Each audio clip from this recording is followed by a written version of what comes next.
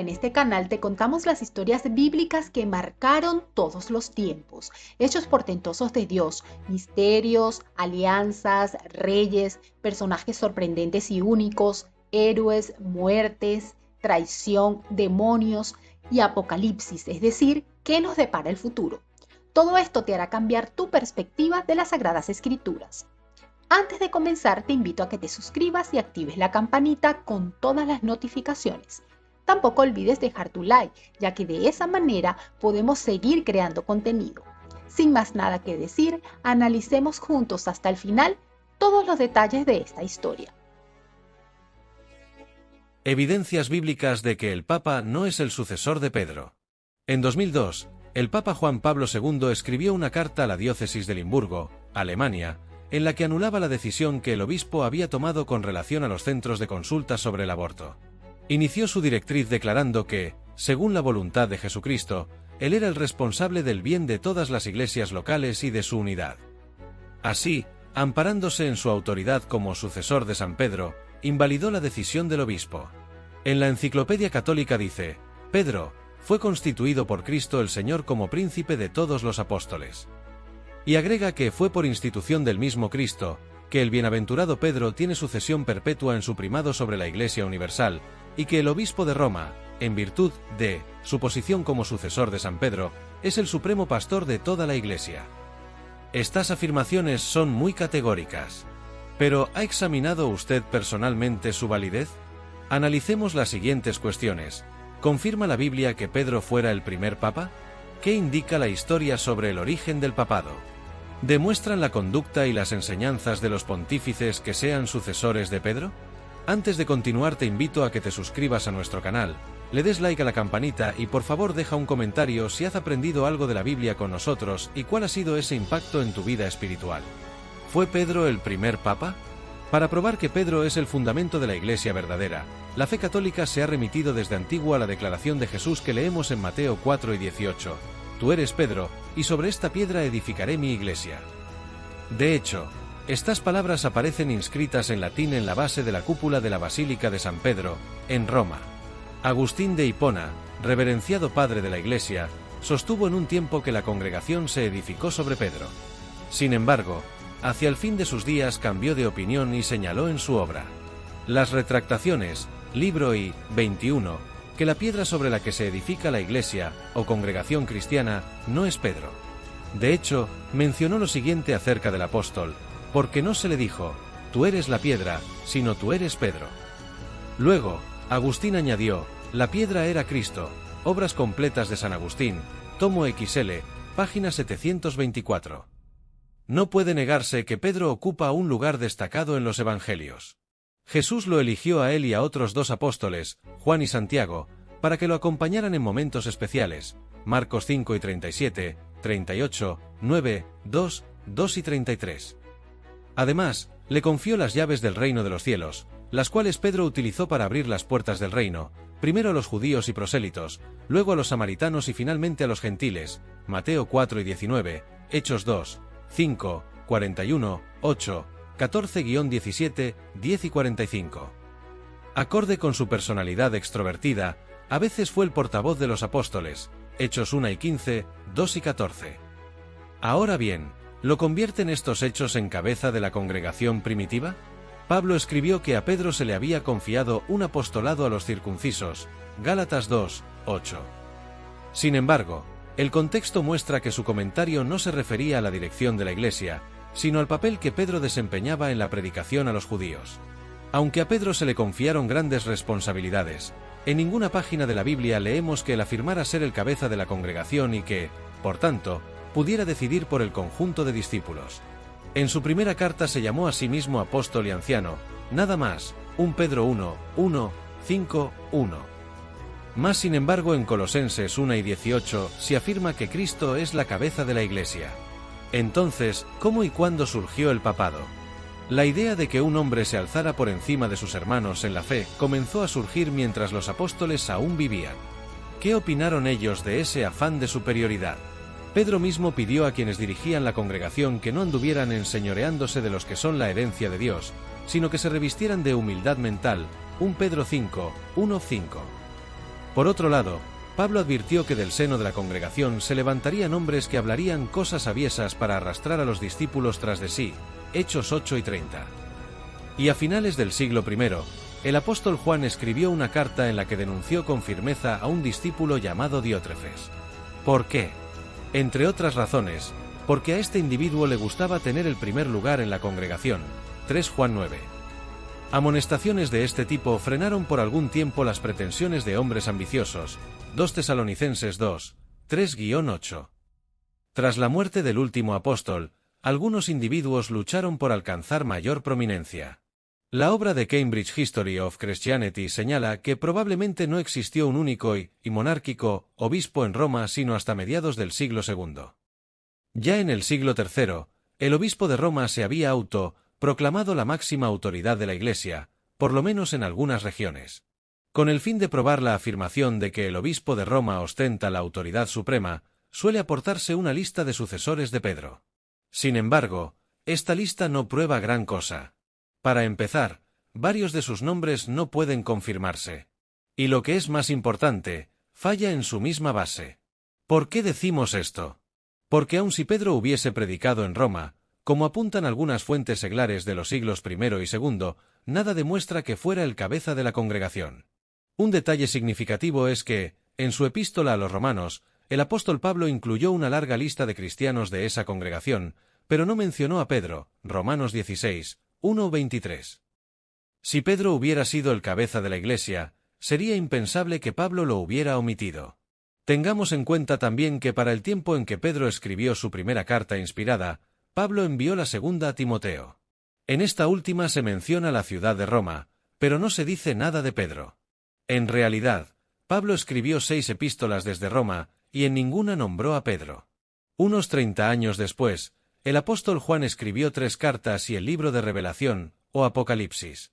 En ninguno de sus escritos dijo que la congregación de Roma fuera la más prominente ni que hubiera un caudillo de la Iglesia que ostentara el cargo supremo de supuesto sucesor de Pedro. Ni la Biblia ni la historia respaldan la afirmación de que Pedro se proclamara primer obispo de la congregación de Roma. ¿Demuestran la conducta y las enseñanzas de los pontífices que sean sucesores de Pedro? Todos esperaríamos, con razón, que alguien que alegara ser sucesor de San Pedro y vicario de Cristo siguiera el modelo y los preceptos de Pedro y de Cristo. Pensemos, ¿aceptó el apóstol un trato especial de parte de sus hermanos? No. Más bien, rechazó cualquier acto de veneración hacia su persona, Hechos 10 y 25, 26. ¿Y qué decir de Jesús? Él dejó claro que había venido a servir a los demás, no a que le sirvieran, Mateo 8 y 28. Por otro lado, ¿qué fama se han labrado los papas? ¿Rechazan la prominencia y los títulos altisonantes, así como la ostentación de riqueza y poder? Tanto Pedro como Cristo fueron hombres moralmente rectos que fomentaron la paz. Comparemos su modelo con lo que el diccionario enciclopédico de los papas y del papado dice sobre León X, su enredo en negociaciones políticas, guiadas a menudo por intereses nepotistas, y su exorbitante entrega a los placeres mundanos hicieron que León descuidara sus urgentes tareas espirituales. En la obra Historia de la Iglesia Católica, Karl Amon, sacerdote católico y profesor de historia eclesiástica, señala que informes rigurosos sobre el Papa Alejandro V permiten ver una chocante falta de conciencia, así como abuso del oficio, simonía e inmoralidad. En cuanto a las enseñanzas papales, ¿se asemejan a lo que predicaron Pedro y Cristo? El apóstol no creía, por ejemplo, que todas las personas buenas fueran al cielo. De hecho, refiriéndose al buen rey David, aseguró, no ascendió a los cielos, Hechos 2 y 34. Tampoco aprobó el bautismo de infantes, más bien, enseñó que el creyente debía tener conciencia de la seriedad de ese paso, 1 Pedro 3 y 21. Jesús mandó a sus discípulos que no trataran de ser superiores entre sí. Les dijo, si alguien quiere ser el primero, tiene que ser el último de todos y ministro de todos, Marcos 9 y 35. Poco antes de morir, les ordenó sin rodeos, no sean llamados rabí, porque uno solo es su maestro, mientras que todos ustedes son hermanos. Además, no llamen padre de ustedes a nadie sobre la tierra, porque uno solo es su Padre, el celestial. Tampoco sean llamados caudillos, porque su caudillo es uno, el Cristo, Mateo 23, 1, 8 a 10. ¿Cree usted que los papas han obedecido lo que Pedro y Cristo enseñaron? Se afirma que la cadena de la sucesión papal sigue ininterrumpida aun cuando algún papa no viva según los preceptos cristianos. ¿Le parece lógico eso? Jesús declaró: todo árbol bueno produce fruto excelente, pero todo árbol podrido produce fruto inservible. Un árbol bueno no puede dar fruto inservible, ni puede un árbol podrido producir fruto excelente. Basándose en los hechos, ¿cree usted que Pedro o Cristo aprobarían los frutos que los papas han producido a lo largo de la historia?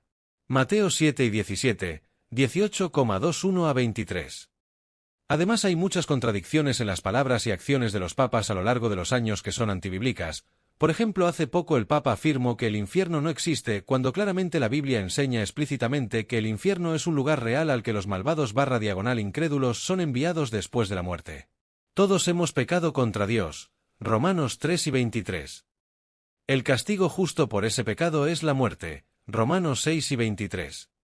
Puesto que todo nuestro pecado es en última instancia contra Dios. Salmo 51, 4. Y puesto que Dios es un ser infinito y eterno, el castigo por el pecado, la muerte, también debe ser infinito y eterno. El infierno es esta muerte infinita y eterna que hemos ganado a causa de nuestro pecado.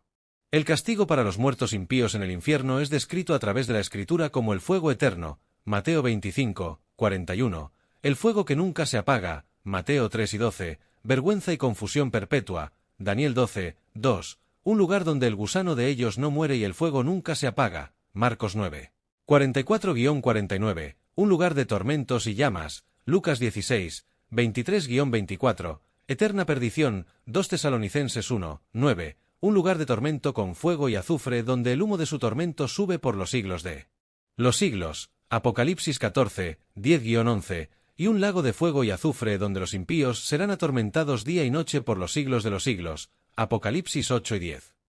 Entonces las afirmaciones del representante católico van en contra y discordancia con la palabra de Dios. Verdaderamente un representante de Cristo en la tierra no puede ir en contra de su propia naturaleza, ¿o acaso no es Cristo quien representa? En otras ocasiones hemos podido observar, por ejemplo, en el año 2020, expresó por primera vez su apoyo a la legalización de las uniones civiles de parejas del mismo sexo a través de una entrevista para un documental que se estrenó este miércoles en el Festival de Cine de Roma. La gente homosexual tiene derecho a estar en una familia. Son hijos de Dios y tienen derecho a una familia. Nadie debería ser expulsado o sentirse miserable por ello, dice el líder de la Iglesia Católica en el filme titulado Francesco. Lo que tenemos que crear es una ley de unión civil. De esa manera están cubiertos legalmente. Ciertamente, al ser todos creación de Dios, el Supremo está abierto a recibir a todos aquellos que quieren acercarse a Él con un corazón arrepentido, mas sin embargo no quiere decir que Dios apruebe las acciones que van en contra de su propia ley natural, cuando claramente su palabra dice que mujer y hombre los creó. De igual forma en el Salmo 5, 5 dice: los insensatos no estarán delante de tus ojos, aborreces a todos los que hacen iniquidad. La homosexualidad no es bien vista por Dios, es algo insensato fuera del orden divino y está en desobediencia con su palabra. Por lo tanto, ningún líder que diga llamarse representante de Cristo puede apoyar este tipo de acciones.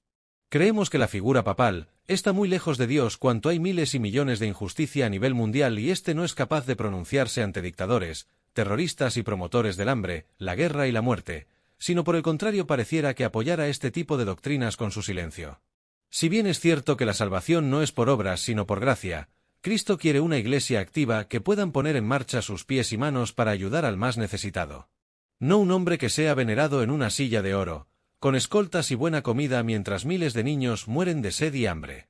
El propio Jesucristo nos enseñó la humildad, la entrega y el amor que debemos tener, sabiendo que el que quiera ser primero debe colocarse de último. Particularmente pensamos que el Papa no es el sucesor de Pedro, cuando en Mateo 4 y 18, Jesús dijo: yo te digo que tú eres Pedro y sobre esta piedra edificaré mi iglesia y las puertas del reino de la muerte no prevalecerá sobre ella. Se centró en la identidad de Cristo y sus funciones, no en el papel que tendría el apóstol, Mateo 16, 13-17. Pedro mismo declaró más adelante que Jesús era la piedra sobre la que se cimentaba la congregación, 1 Pedro 2, 4-8.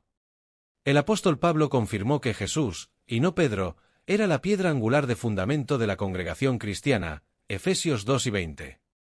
Tanto Jesús como los apóstoles advirtieron de que la congregación cristiana caería en manos de hombres que enseñarían doctrinas apóstatas, Mateo 13, 24-3036-43, 2 Timoteo 4, 3-2 Pedro 2, 1, 1 Juan 2 y 18.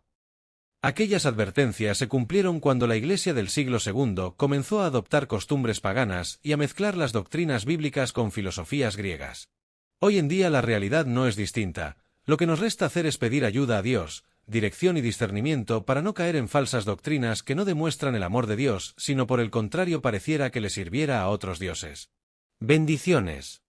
Acá termina la historia del día de hoy.